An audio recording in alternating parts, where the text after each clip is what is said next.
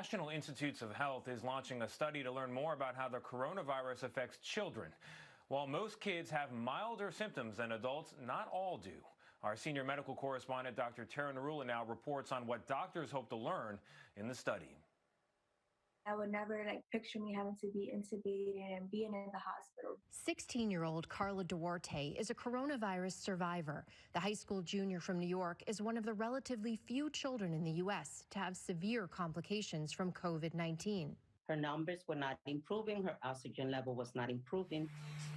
Doctors told Carla's mom, Anna, they had one treatment option left, an ECMO machine, which pumps and oxygenates the patient's blood outside the body. When they told me about the machine, they said, this is 50-50. After 7 days on ECMO and 5 more on a ventilator, Carla's condition finally improved. She was sent home after 21 days in the hospital. You never had any medical problems before this? No. Serious cases like Carla's are rare, complicating the efforts of investigators. We have much less experience because the children are just getting less sick, so there are many fewer children interacting with the healthcare system and being tested. Dr. Tina Hartert of Vanderbilt School of Medicine is leading a new NIH study remotely monitoring about 2,000 children and their families in 11 cities nationwide. She says that more data should be collected before a decision is made to send kids back to summer camp or school. I think it's really risky to base decisions about this based on the fact that children get less sick from this virus, because that does not equal children being less likely to transmit the virus. We're not completely sure what are the risk factors for why these children get sick with COVID. Dr. Adrienne Randolph is leading a separate CDC-funded study at Boston Children's Hospital. What are some of the interesting or different presentations that you've seen in children with COVID-19? It's scattered reports. What they're seeing is cardiac dysfunction, so that their heart's not working as well as it should, and abdominal pain is often part of the presentation. 12-year-old Juliet Daly went into cardiac arrest after arriving at a New Orleans emergency room. They had to do 2 minutes of CPR on her. And then they got her back, thank God. Her mom says she tested positive for the coronavirus and another viral infection.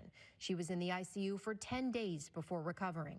What message would you want to give other families regarding children and the risk of COVID? Be vigilant, be careful. It can become very severe in less than a day.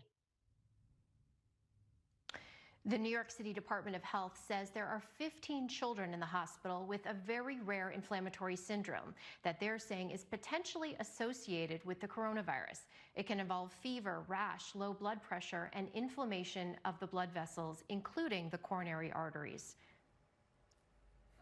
Oh boy, Tara. So one of the more fortunate aspects of this outbreak is that although we have seen some severe cases, children generally have more mild symptoms. Do we know why?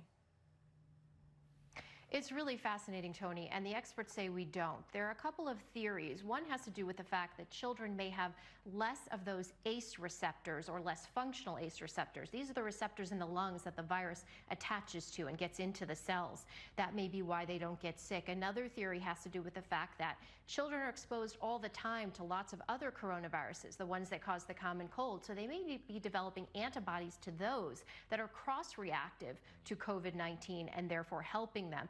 And the last has to do with the fact that their immune system may be primed just right so they don't have that overwhelming cytokine storm and hyper-reactive response that's causing a lot of adults to get into trouble with COVID-19. But really, lots of questions remain. Yeah, very interesting. And of course, we've had questions about the school year, now also questions about summer camp. That's a big one in my household. Tara, thank you very much.